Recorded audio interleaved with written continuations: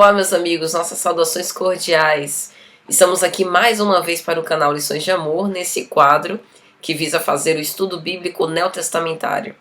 Nós estamos estudando o livro Atos dos Apóstolos.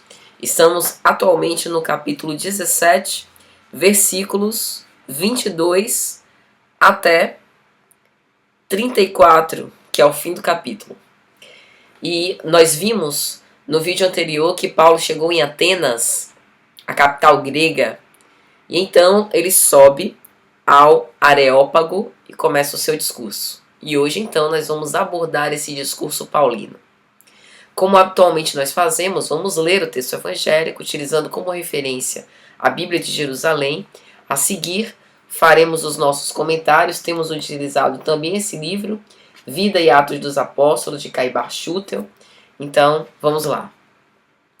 De pé, então, no meio do Areópago, Paulo falou: Cidadãos atenienses, vejo que sob todos os aspectos sois os mais religiosos dos homens. Pois percorrendo a vossa cidade e observando os vossos monumentos sagrados, encontrei até um altar com a inscrição ao Deus desconhecido. Ora bem, o que adorais sem conhecer? Isto venho eu anunciar-vos. O Deus que fez o mundo e tudo que nele existe, o Senhor do céu e da terra, não habita em templos feitos por mãos humanas. Também não é servido por mãos humanas, como se precisasse de alguma coisa, ele que a todos dá vida, respiração e tudo mais. De um só, ele fez toda a raça humana para habitar sobre toda a face da terra, fixando os tempos anteriormente determinados e os limites do seu habitar.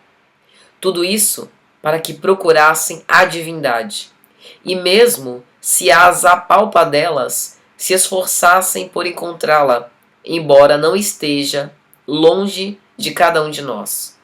Pois nele vivemos, nele nos movemos, nele existimos, como alguns dos vossos, aliás, já disseram, porque somos também de sua raça. Ora, se nós somos de raça divina, não podemos pensar que a divindade seja semelhante ao ouro, à prata, à pedra, ou a uma escultura da arte e engenho humanos. Por isso, não levando em conta os tempos da ignorância, Deus agora notifica aos homens que todos e em toda parte se arrependam, porque ele fixou um dia no qual julgará o mundo com justiça, por meio do homem a quem designou, dando-lhe crédito diante de todos ao ressuscitá-lo dentre os mortos. Ao ouvirem falar da ressurreição dos mortos, alguns começaram a zombar, enquanto outros diziam: a respeito disso, te ouviremos outra vez. Foi assim que Paulo retirou-se do meio deles. Alguns homens, porém, aderiram a ele e abraçaram a fé. Entre esses, achava-se Dionísio, o Areopagita, bem como uma mulher de nome Dâmaris, e ainda outros com eles. Então aqui nós estamos diante de uma cena célebre em Atos dos Apóstolos. Essas palavras de Paulo de Tarso, elas são bastante famosas. Em Deus vivemos, em Deus nos movemos e em Deus existimos. E é lógico que ele possivelmente estava tomado de expectativa, inclusive como a gente lê na obra Paulo e Estevão pelo Espírito Emmanuel, dessa visita em Atenas, né, por estar ali diante do centro espiritual do helenismo gentil. Se ele fosse bem recebido e bem quisto naquele lugar, seria portas abertas para outros locais.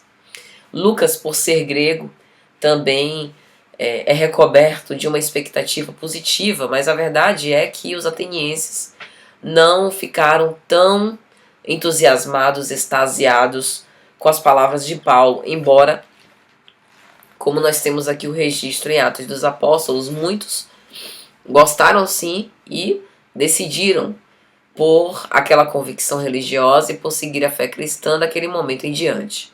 Mas não foi algo completamente impactante para as pessoas que ali estavam. Bom, então vamos aqui compartilhar algumas ideias de Caibar Schutel. Primeiro ele diz que quando Paulo chegou, que observou aquela opulência, os monumentos dos múltiplos deuses, o seu espírito de repulsa, vai dizer Caibá, por essa religião aparente em que predominava uma ortodoxia severa, chegou no auge. Então ele já estava acostumado com aquele tipo de fanatismo que ele era habituado devido ao farisaísmo de Jerusalém. Mas ali se tratava de gentios, de povos pagãos, que não tinham esse conhecimento monoteísta da lei de Moisés. E aí Caibá vai dizer que a fama de Paulo em poucos dias tornou-se muito grande, de forma que as pessoas acorreram à praça pública, ao Areópago, melhor dizendo, para poder ouvi-lo. Uns acolhiam, outros achavam que ele era um forasteiro vulgar. Mas o grande problema foi quando Paulo falou da ressurreição. E aí Caibá vai explicar. Paulo não pôde prosseguir porque tudo poderia ser aceito em Atenas, exceto a ressurreição dos mortos. É aí que está a pedra de tropeço para os religiosos. A imortalidade da alma, a comunicação e a aparição dos espíritos é difícil de ser aceita por um povo materialista que julga tudo terminar com a morte. Mas este é um dos princípios básicos da mensagem cristã. Nenhuma parte da mensagem elevada do Cristo, do seu evangelho, faria sentido se tudo fosse acabar com a morte. A imortalidade da alma marca de forma indelével que o reino que o Cristo veio apresentar não era desse mundo.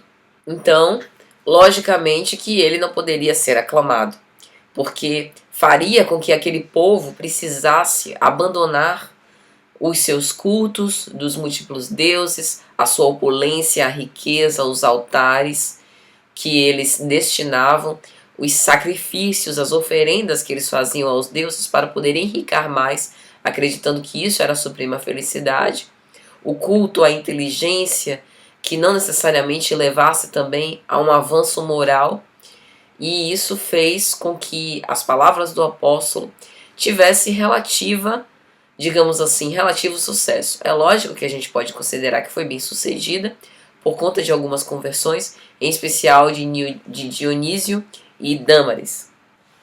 Mas não foi de uma forma arrebatadora como em outros locais por onde o apóstolo passou. Então é isso, meus amigos. Até a próxima, se Jesus permitir.